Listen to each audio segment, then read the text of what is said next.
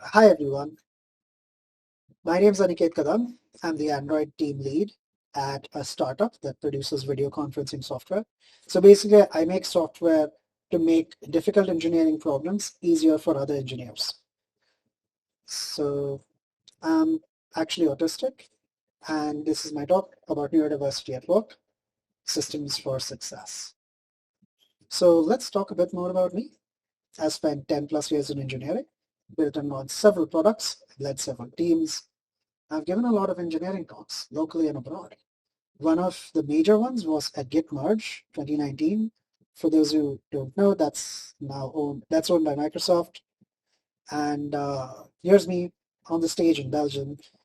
It was an amazing experience talking to a lot of other engineers as invited from a lot of applications. My talk was chosen to be presented in Belgium, and it was live broadcast. So you can go check this out on YouTube if you'd like to see how that went. Uh, and that was a pretty great experience. But let me talk about neurotypical biases for a moment. Why did I do an about me? My instinct is not to do about me's. My instinct is to talk about whatever topic I'm speaking about, and let and I'm thinking that okay, people will listen to what I'm saying, and then they will form a conclusion based on what I've said. However, this is often not how neurotypical processing goes. Often, neurotypicals need social proof, and you need it over objective proof. So it matters that, oh, I spoke at a company, I spoke at a Microsoft event worldwide. Oh, I've spent time with other engineering teams. And I want you to think about this as a moment, as the first example of how a neurotypical bias skews your view of the world, and about how this is one of the fundamental differences between someone who's neurotypical and someone who's autistic. You will just listen to what the person is saying, no matter what their social rank is, and consider for ourselves what the objective proof is.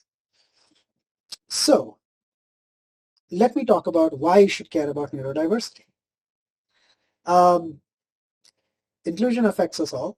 If you're based in India and you're going abroad, you would want to be included as an Indian. You would want people to be able to say your name correctly. You would want uh, your festival to be a holiday on the holiday schedule.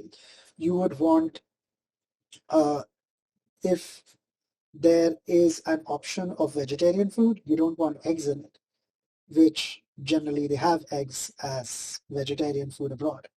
So these are some simple ways in which neurotypical people can be included everywhere, and all of us need inclusion from time to time. So it's just good to have. However, let's talk about the real reason you would want neurodiversity, which is money, right?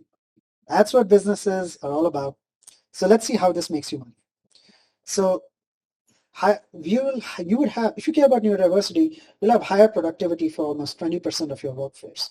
Why 20%? We'll get to that shortly. You'd have greater employee satisfaction. And note that I'm not saying only among your neurodiverse people. And I'll get to that again shortly.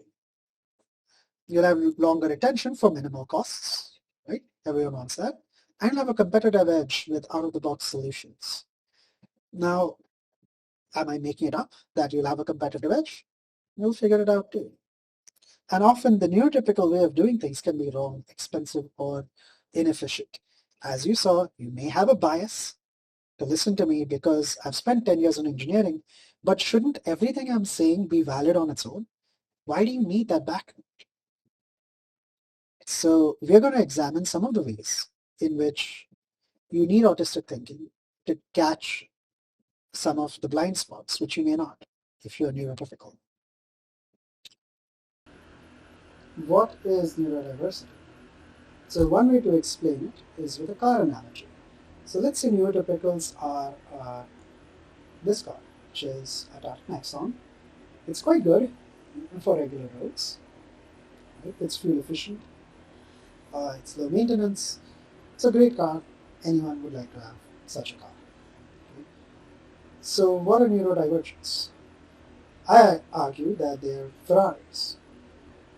And but if you think about it, a Ferrari is also high. It needs very good roads.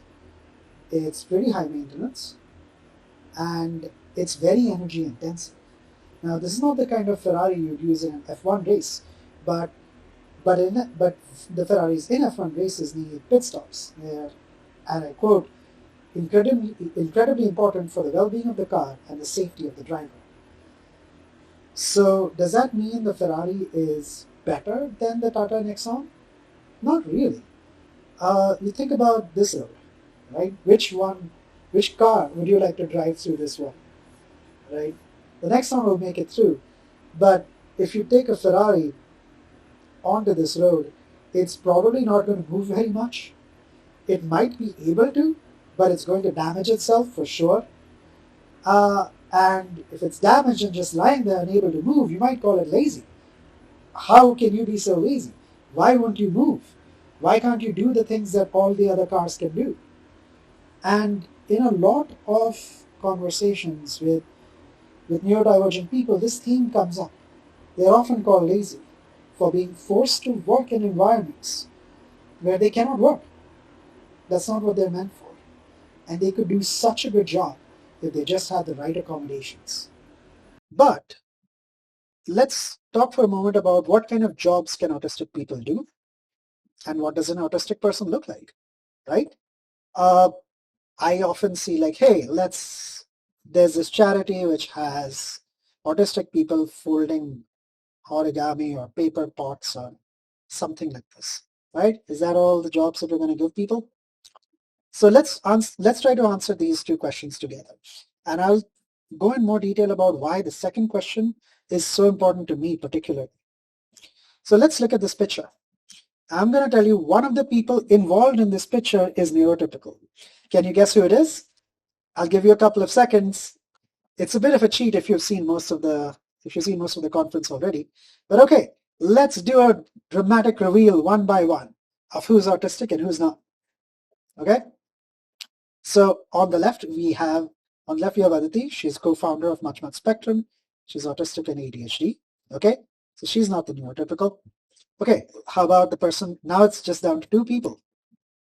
Oh, the person on the right is autistic too, also a co-founder of Much Much Spectrum. Okay, so that makes it obvious, right? The only person involved in this photo who could be neurotypical is the one in the middle. Wrong. The one in the middle is a director at Google India who's autistic. Notice I said involved in the photo. Possibly the photographer is neurotypical, maybe, but neither of these three are.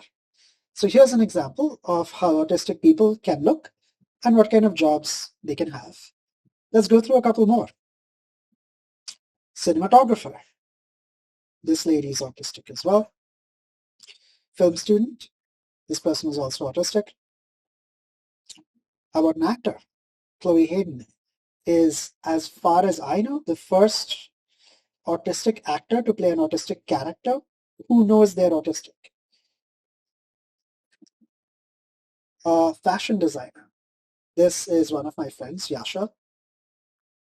Notice the accessorizing with some cool accessibility accessories. And this was a fashion show at the Swedish embassy.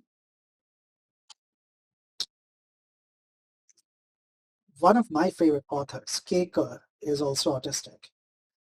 And this is her book, Social Cue, which has some really interesting ideas about uh, what what an autistic person who always knew they were autistic, what kind of life they can have. All right, this is Helen Wong. Can you guess her occupation? She's autistic, and it's author again. So I'll give you a moment to read this. That shy person who never talks until she does, and the worst things fly out of her mouth. She read her first romance novel in 8th grade and has been addicted ever since. In 2016, she was diagnosed with autism. And she was only diagnosed after her child was diagnosed. She has two kids and a husband and a pet fish. She's living a great life in San Diego. So This is also an author, and this is Naoki, who's written The Reason I Jump. He's also a non-speaking autistic. And you would find that non-speaking autistics, many of them have language which is really, really impressive. I mean, if you can only write to communicate, your language tends to be really good. All right. And of course, we have some engineers too. I spent a lot of time talking about artists. So many artists on this page. This is a friend of mine, Rivu. He's recently diagnosed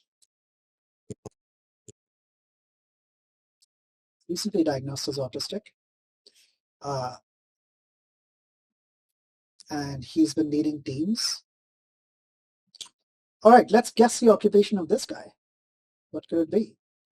Oh man, he's got a lot of jobs here. Look at this: principal engineer, chief technical architect, founder.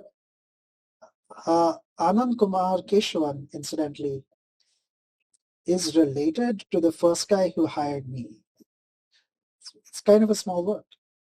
Look at this guy. What do you think he could be? Do you think he makes envelopes? Nah. He's a CIO, technical director, CEO. Yep. That's Simon Wardley. And here's a bit of fun. This is a fun joke from his Twitter, where someone's asking him, do you suffer from autism? And Simon Wardley makes strategic maps where you plan out what are the business's dependencies and where is like what should be the next thing that they should do. So in this context, he's asking, have you used my mapping work? And the guy says, yeah, I follow you. It's brilliant. And he's like, so rather than suffering, it looks like we both benefit from my slightly non-neurotypical behavior. This is the point where you apologize and disappear. So do not tell us we suffer from autism. Both of us benefit from me being autistic. And engineers. Hey, look, it's me and my wife. Both of us are engineers. We're both neurodivergent. She's not autistic, she's ADHD. This is from a recent trip out that we took for her birthday. So yeah, we do have a lot of engineers who are autistic too. So, and there are other engineers who I'm currently talking to who may be autistic, but they're currently undiagnosed. And why is this important? You will see shortly. So here's an important point about ND hiring programs, right? If you had shown, let's go back to this slide. If you had told me 5 years ago, we have a neurodivergent hiring program. Do you want to apply? It's for autistics. And I'd be like, well, of course not. I'm not autistic. It's because I only found out I'm autistic about 2 years ago. From the first time I suspected was from reading one of the actually autistic author's books. It was The Bright Test by Helen Huang. And I wonder how many engineers, how many artists, how many fashion designers, how many executives are autistic but undiagnosed. They don't know.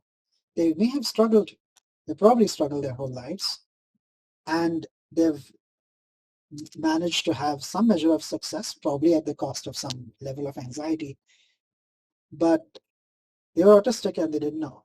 So the most important point about ND hiring programs is that you already have autistic people working for you, right?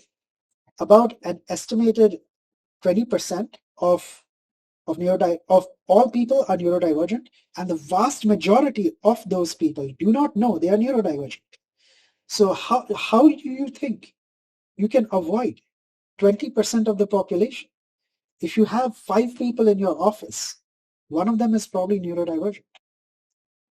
There's a good chance of it. So here is the fundamental thing about a neurodiverse hiring program. You cannot target it at only autistic people. You cannot target it at only ADHD people. You cannot say this is a program.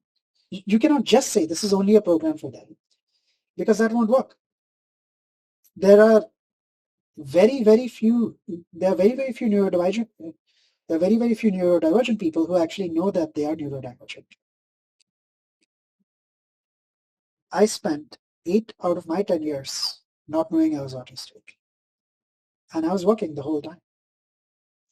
And there are many people I talk to, my wife, and two or three of the people on the slides I showed you, many of the authors.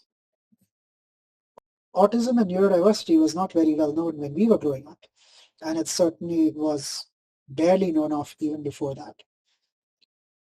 Neurodiverse people have existed throughout history, and they have worked and had careers and had lives and families before we ever had a concept of a neurodiversity hiring program. And let me reiterate this, you already have autistic people working for you. So everything you're doing with this program, it cannot be geared to, this is the person that we know who's autistic, let's do this for him. That cannot work for the vast majority of people because you don't know who they are, because even they don't know who they are. Right? And that's why the concept of just an MD hiring program which identifies who's neurodivergent is flawed. And this concept is obvious to pretty much everyone who is neurodivergent because most of us were diagnosed later in life. And because the simple truth is generally unknown to neurotypicals, can you imagine what else would be unknown? This program cannot be led by neurotypicals. If you have a neurotypical person in charge of your ND hiring program, you're doing it wrong. They can help, they can assist, they can be on a committee which helps implement the decisions of your neurodivergent employees, but the director of your ND program has to be neurodivergent themselves. They cannot run things by autistic consultants only. You should probably have them too, because no two autistic people are really the same. But they cannot even know what the problems are. It's as good as having a panel for women in the office and staffing it entirely with men. You have 5 men and 1 woman consulting for what women want. How do you think that can even work? So this is a really critical point. The ND hiring program, if it exists, must be led by neurodivergence. So how about you hire on, I hear this question sometimes, should you only hire high functioning autistics? Are those the people that you want? And I want you to go and look at these links. Go and look at the Listen movie by Communication First on YouTube. Go and look at this tweet thread by Tanya, and it will tell you in the words of those who are labeled low functioning why that label is meaningless. So I will not speak for them, and neither can neurotypicals. Their parents cannot speak for them. Other autistics can't really speak for them, though we understand what it's like to be autistic. But the only one who can speak for them is themselves. So go take a look at those links. And there, I've seen on this program roster, there are other non-speaking autistics here as well. Listen to them about it. And you will know why this idea is wrong. And the first group to have this idea of only having high-functioning autistics was the Nazis. The term Hans Asperger comes from a Nazi scientist who wanted to decide who should live and who should die based on who was high-functioning in their mind. So just remember who you're grouping yourself with if you prefer this term. And there's no such thing as high or low-functioning autistics, right? This makes a lot more sense if you're autistic yourself or if you're ADHD, that different neurodivergent people have different needs. So we should cater to the needs and not segregate the people. Would we say that, okay, these are all the coffee drinking people, these are all the tea drinking people, and those are your categories, and that's it? We're like, hey, no, maybe your needs change over time. Maybe what you want changes. Maybe you're just not in the mood for something right now. But it is vitally important that we recognize the needs of people and we meet those. And not only will it result in not having like a hierarchy of who is treated better and who is treated worse, but also often dividing people this way tends to minimize the needs of those labeled higher functioning. I myself wouldn't call myself that. Lastly, let's look at this person. He's not autistic, but can't move, can't talk. What kind of job would you give him? Would you put him to folding papers?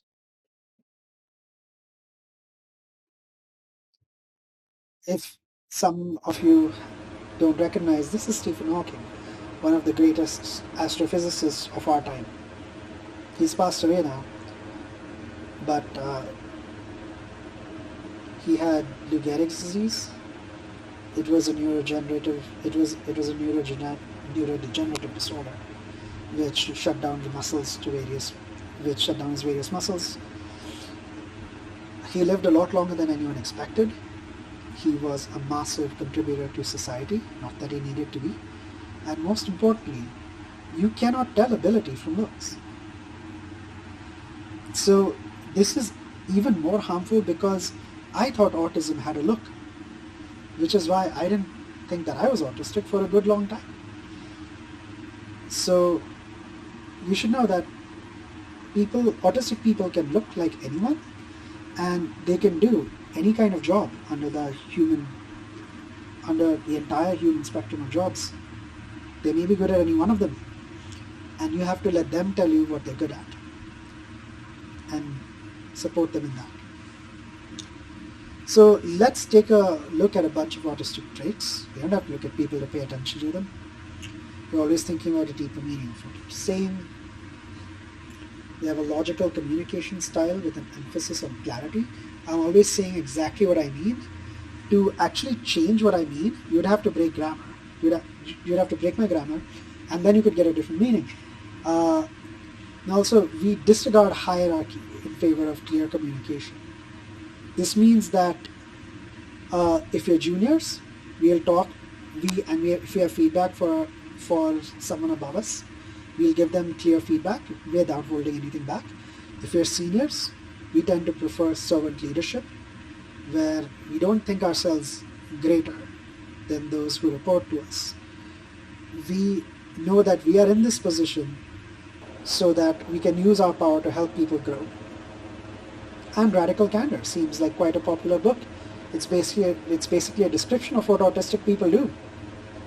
It's really interesting to have a book that usually teaches neurotypicals how to be more autistic, because that makes you a better leader. And we tend to find more efficient ways of doing things because we don't have a lot of energy to do things. So we got to get things done within that limited time frame, and that is why as many things as I can automate, they're going to be automated, because I don't have the energy to keep doing them manually. And we tend to look exceptionally calm under like difficult situations, or hopefully you're not putting your autistic people in difficult situations, but we tend to look calm, at least, even if whether we really are or not. Let's talk about interview accommodations. Right? So one of the most important is not requiring degrees for most jobs. Colleges are pretty ableist. I didn't graduate college myself, which is a long story, but basically I would have if I'd gotten a few simple accommodations, even something as simple as tell me the schedule of exams when they are, give me a calendar. Do not consider lack of apparent excitement in your decision making or whether to hire. I tend to have to do this. If I'm in an interview about a really interesting project, I would still talk about it in like a very neutral way, unless I remember like, oh right, yeah, they're probably watching to see how excited you are. So you're like, wow, I love this. That takes energy. It's taking energy away from me interviewing effectively. So just don't require excitement in whether to hire. If somebody says like, yes, I do love the idea of what you're working on, I want to work on it, that is as valid as the highest excitement you can get from a neurotypical person saying the same thing.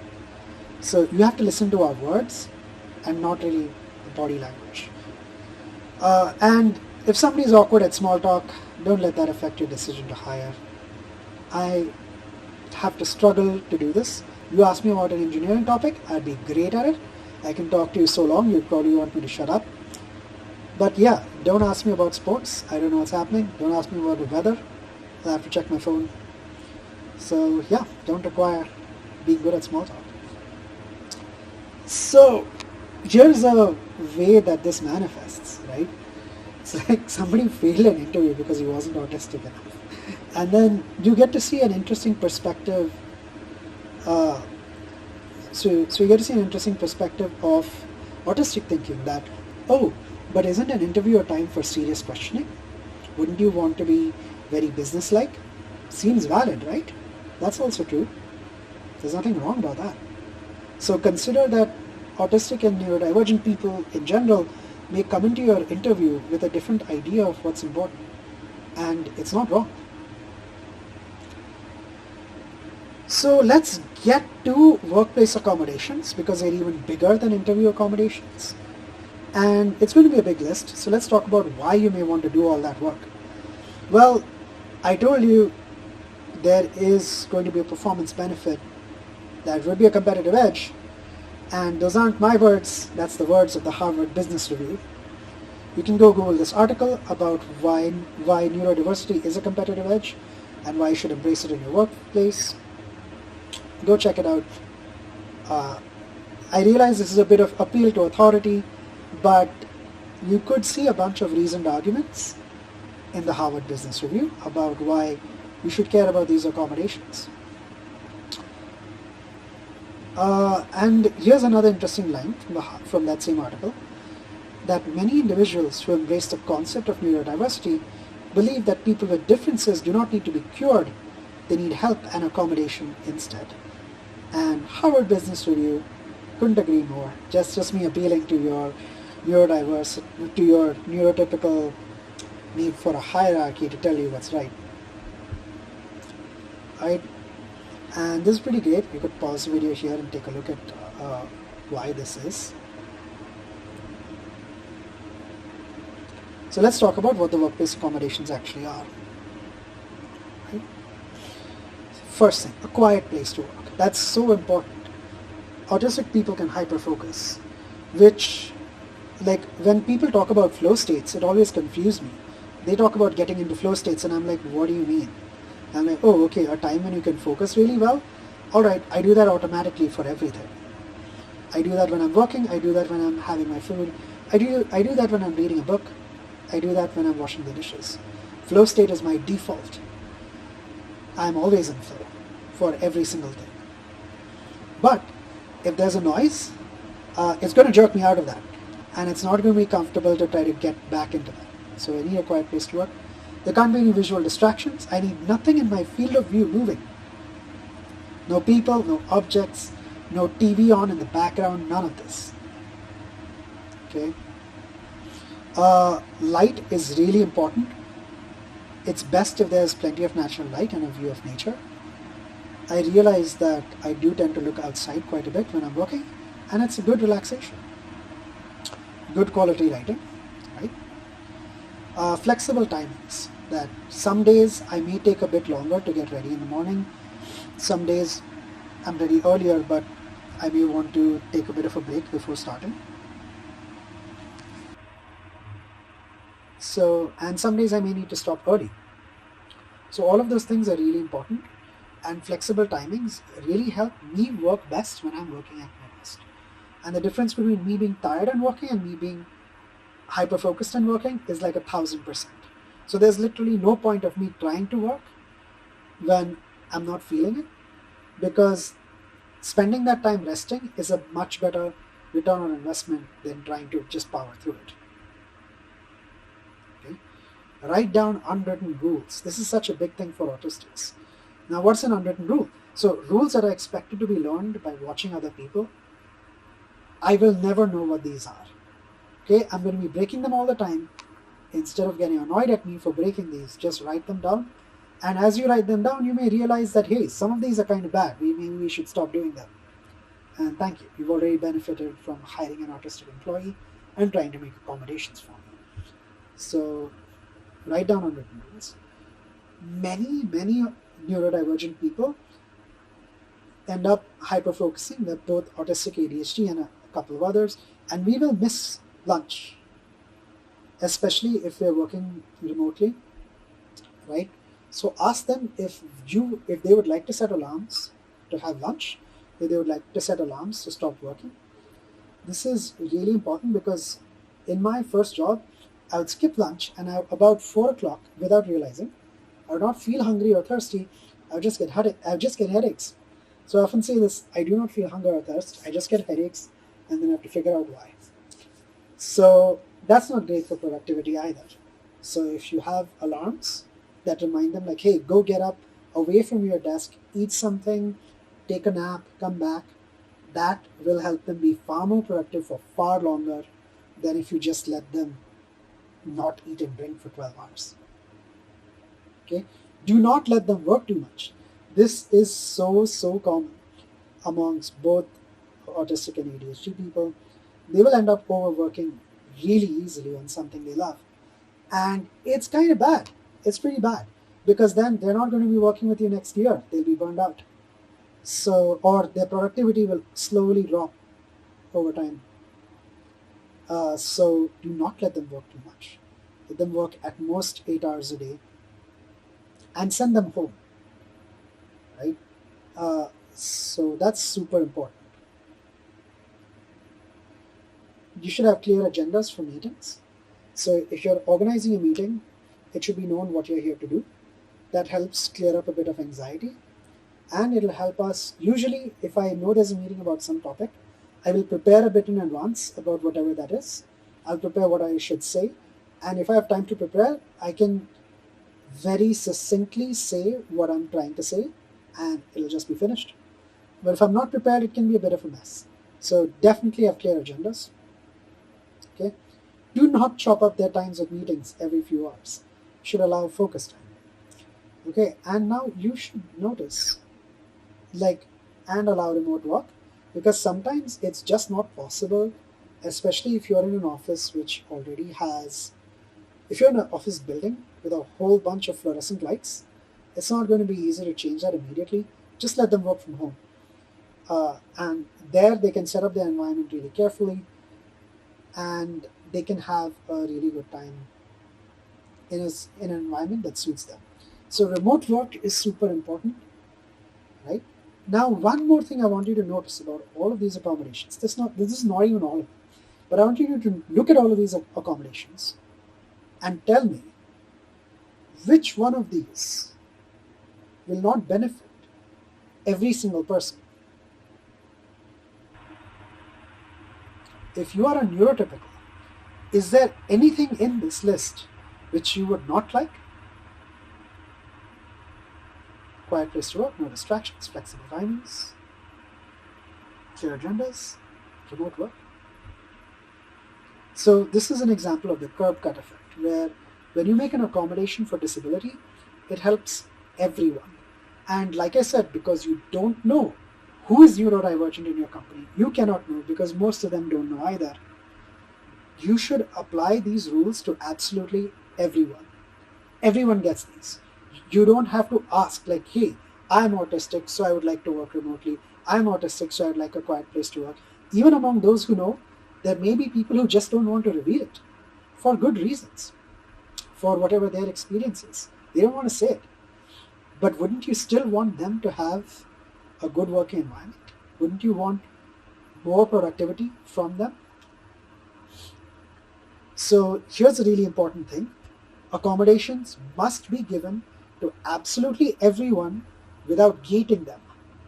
These have to be applied to everyone. One, because you don't know who's neurodivergent, and two, because they're good for everyone. Alrighties.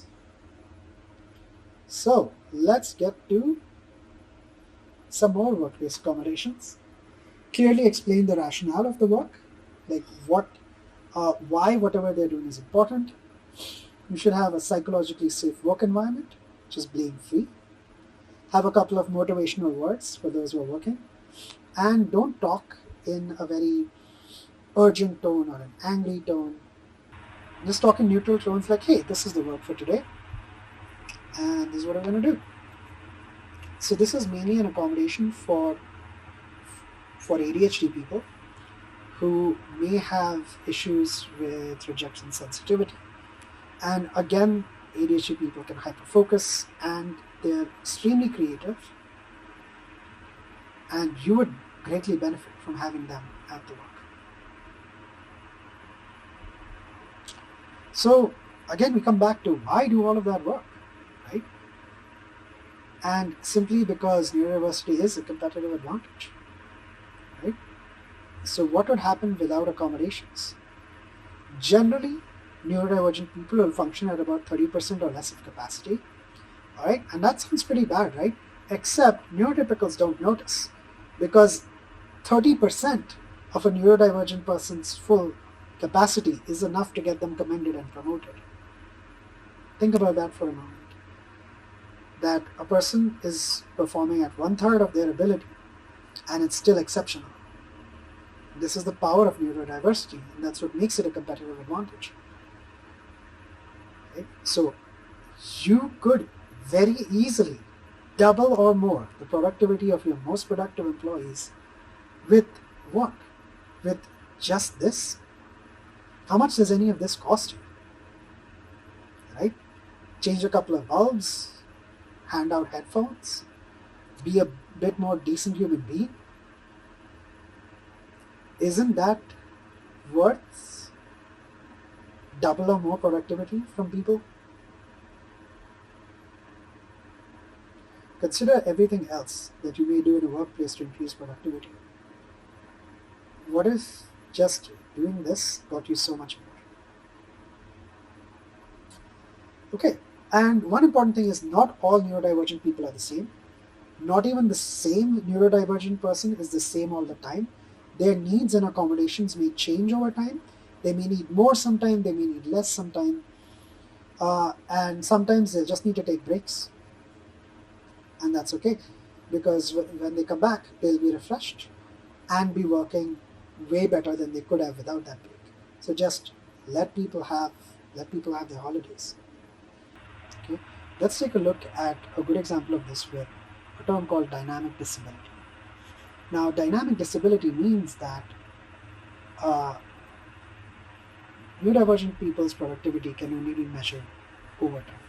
Because if you look at any one day in some person's work, maybe somebody shows up late to work one day, and they're taking a bit of time to get up to speed of what's there, maybe because they don't have clarity of what they're supposed to do that day. Okay, and then they go off for lunch, and lunch is a bit disturbing. Maybe they didn't get the right kind of food they need. And then they come back, and it's 4 o'clock, and suddenly with a burst of urgency, they do half the day's work in that 1 hour of time. So there are going to be days when they're doing less than other people, and there are going to be days when they're doing 5 times the work of other people.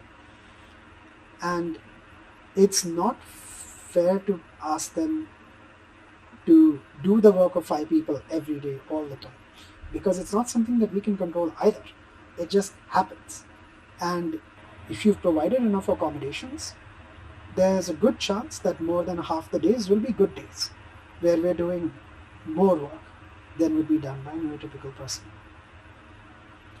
So on average, you will get a lot more productivity out of someone, even if half the days you look at them, they're sleeping at their desk.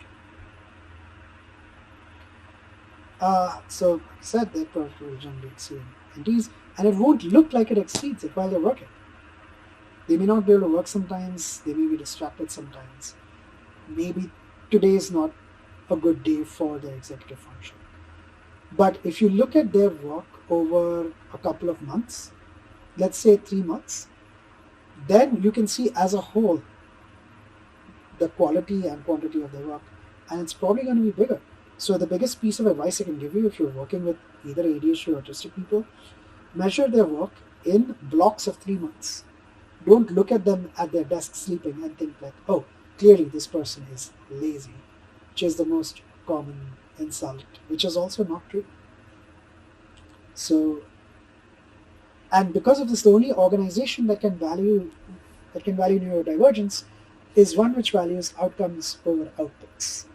They cannot stay very late at office. That's not sustainable.